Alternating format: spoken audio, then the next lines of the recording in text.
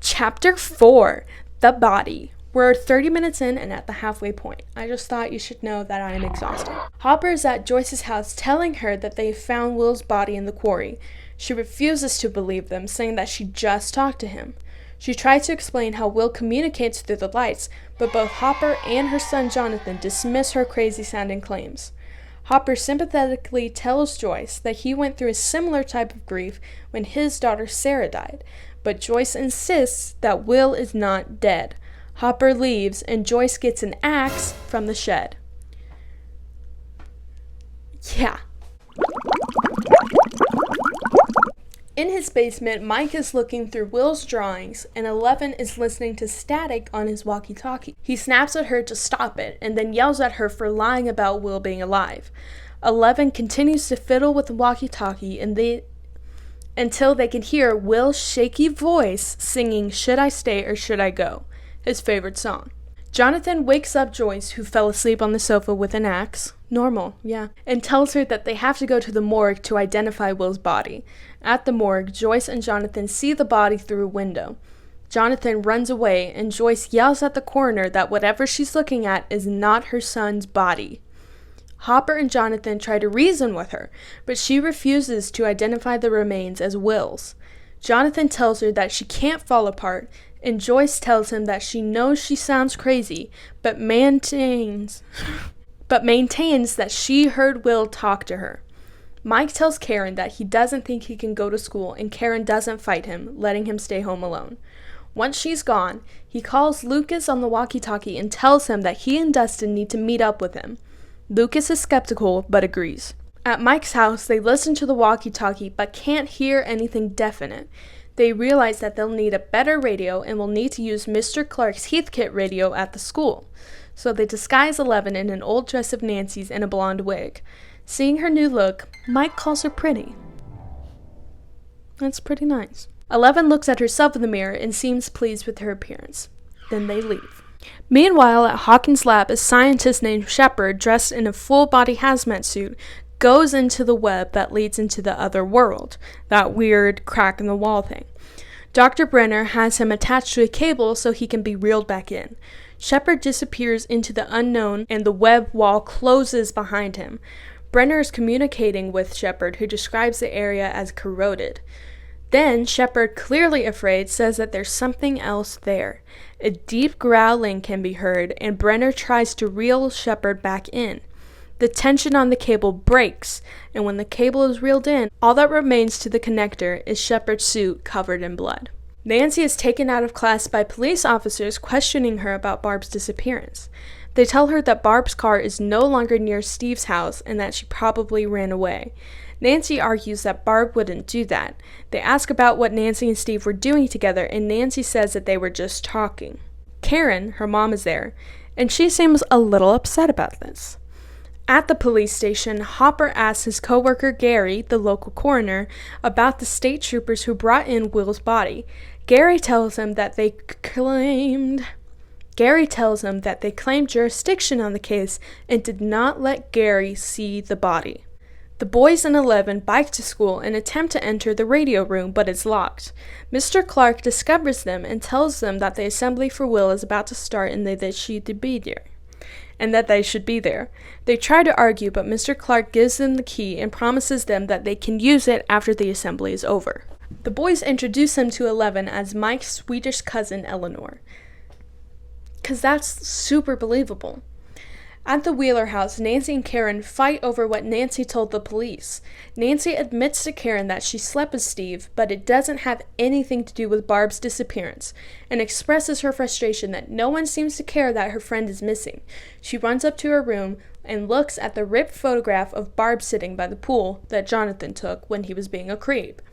As she puts the photo back together, she sees a strange figure off to the side, behind Barb. Yeah, so the town can't really multitask. Barb is missing, they're like, yeah, whatever, but Will was missing first, so. The boys and 11 sit through the memorial assembly for Will. They hear James and Troy, the bullies, laughing and mocking Will. After the assembly, Mike confronts the boys who continue to insult Will. Mike pushes Troy down, and Troy lunges for Mike, but stops, apparently unable to move. Then Troy pisses his pants like a little piss boy, and everybody laughs at him. Mike and 11 make eye contact, and 11 smiles, wiping her bloody nose, indicating that she used her powers to make that happen. Which I haven't actually told you about. When she uses her powers, she gets a nosebleed. That's how she bleeds when she do it. Nancy finds Jonathan attempting to choose a coffin for Will. Ooh. She asks him about the figure in the photo, and Jonathan has no explanation for it. He tells Nancy that Barb was there 1 second and then gone. He never saw the figure. Nancy confides in Jonathan about the creature she saw at Steve's house, and Jonathan asks her to describe it. Jonathan then realizes that the creature Nancy is describing that she saw in the woods is the same one Joyce described crawling through the walls. Dun, dun, dun. Cut to Hopper's having drinks at a bar, and he buys a stranger a drink and tells him that his daughter just won the spelling bee. So obviously Hopper's undercover because his daughter is dead. The stranger asks her name, and Hopper pauses before saying her name is Sarah, which is the name of his dead daughter. Then Hopper tells the stranger that he recognizes him, and the stranger explains that he's the trooper who found the body of Will Byers. Hopper asks if the quarry where Will was found is state-run, and when the stranger confirms that, Hopper explains that the quarry is run by the Sattler Company and asks why the trooper is lying to him. The trooper angrily tells him to mind his own business. Then we cut to Hopper beating the absolute crap out of the trooper outside of the bar and demanding to know what the trooper was doing there. He finally confesses that he was told that Will's body was there, and so he went, found it, and was told not to let anyone get close to the body. Hopper asks who he works for and then hears a car pull up. He runs to confront the car, which drives away. During this, the trooper runs off. Joyce plays Will's favorite song, Should I Stay or Should I Go, at her house and frustratedly yells at the lights to talk to her. So it's not looking great for Joyce's mental health. But, to each their own, Mike, 11, Lucas, and Dustin go into the room with Mr. Clark's Heathkit radio, and 11 attempts to reach Will. She has a flashback to her time at Hawkins' lab. Brenner asks her to find a man in a photo, not to hurt him, but to listen to what he says and repeat what he says back to Dr. Brenner. 11 closes her eyes and concentrates.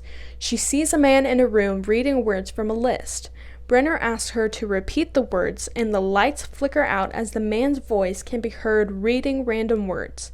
Back in the present, 11 is concentrating, and the light in the radio room goes out. The boys hear a clanging on the radio. Joyce hears the same clanging and turns off the music at her house. She hears Will whimpering and calling for his mom, his voice coming from inside the wall. Joyce screams that she's there, and at the same time, the boys call to Will over the radio. The wallpaper parts and reveals a red window into an alternate dimension. She can see Will through the red window, but she cannot touch him. A monster growls, and Will... My God, I was growling.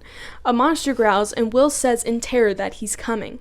Joyce begs Will to tell her how to get to him. The boys hear Will on the radio say that he's in a place that is just like home, but dark, cold, and scary. Joyce tells Will that she can help find him, but he has to hide. The wall closes over the portal window, revealing the wall as it was before. In the radio room, a fuse blows and the radio erupts into flames. 11, visibly fatigued, seems unable to move. The boys help her up and carry her out of the room. Joyce takes the axe that she got from the shed and chops a hole into her wall, only to reveal the normal outside of her house. Jonathan and Nancy developed a zoomed-in version of the photo of Barb with the creature. While they're waiting for the photo to develop, Nancy awkwardly asks Jonathan about his photography hobby. Jonathan admits that he would rather observe people than interact with them. Pervert! Sorry, I had to get that off my chest. The clearer and larger picture of the creature appears, and Nancy says that's what she saw at Steve's house. They realize that if Joyce was right about the creature, she might be right about Will still being alive, and if so, Barb might also be alive. Hopper drives back to the morgue, pretending that he's there only to retrieve the hat that he forgot. A trooper stops him, but Hopper, in true Hopper fashion, knocks him out and steals his keys.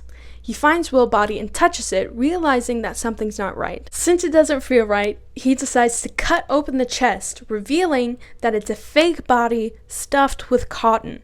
Hopper now realizes that Joyce was right and this is not in fact her son. Lonnie, Joyce's ex-husband, arrives at Joyce's house late at night. He asks her what happens to the wall and she tearfully embraces him and breaks down. Hopper drives to Hawkins' lab and cuts through the chain link fence to break in. Halfway there. I love Big Time Rush. Is that Big Time Rush? Anyways, come back for chapter 5.